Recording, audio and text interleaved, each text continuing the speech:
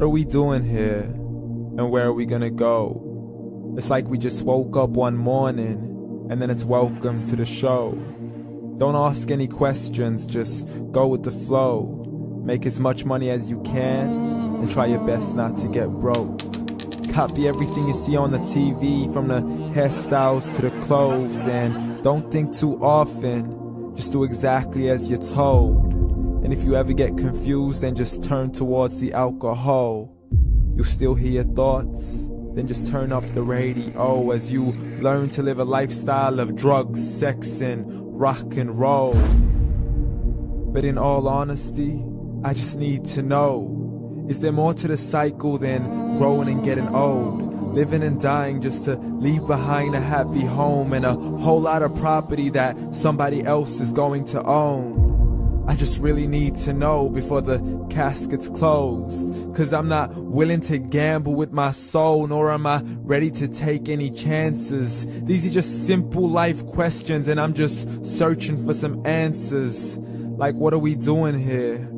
And what is our purpose? How did we get here, and who made us so perfect? And what happens once we go, or is this world all really worth it? Questions we don't answer because apparently we don't really have to. There's no purpose to this life and our existence is merely natural. Then in that case, please let me ask you, did you create yourself, or was it somebody else who had fashioned you? 'Cause you're a being that's impeccable, faultless and unparalleled. You're a product of supreme intelligence and I'm merely being rational. For there isn't a camera on this earth that can come close to the human eye, nor a computer that can compete alongside the human mind. And if the whole world was to come together, we wouldn't be able to create a single fly. So many signs, yet we still deny.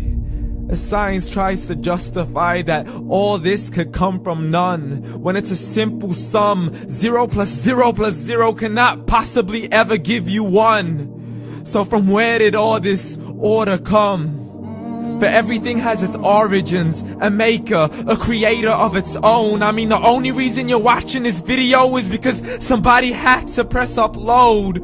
So we can believe in the Big Bang, but I'd rather believe in He who caused it to explode. Allah, the creator of everything along with every single soul. The ever-living, the master, the only one who is in control. Unlike his creation, beyond our imagination. And no, he's not a man, nor does he have any partners in association. He's on his own. And no, he did not ever leave us alone.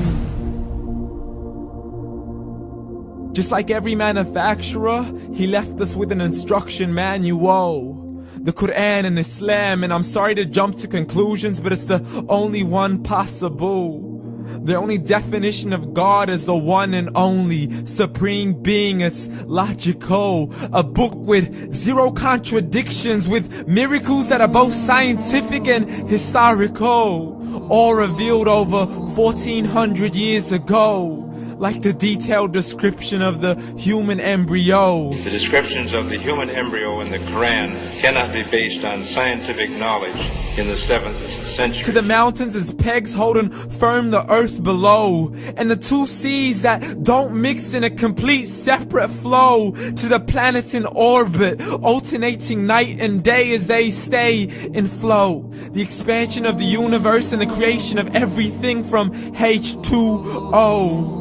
To the stories of the past and the preservation of Pharaoh. To identifying the lowest point in the land where Persia defeated Rome. The gushing fluid that created man in the glands between the ribs and the backbone. And not a word has changed, it's still the same. So please explain how all this was known over 1400 years ago.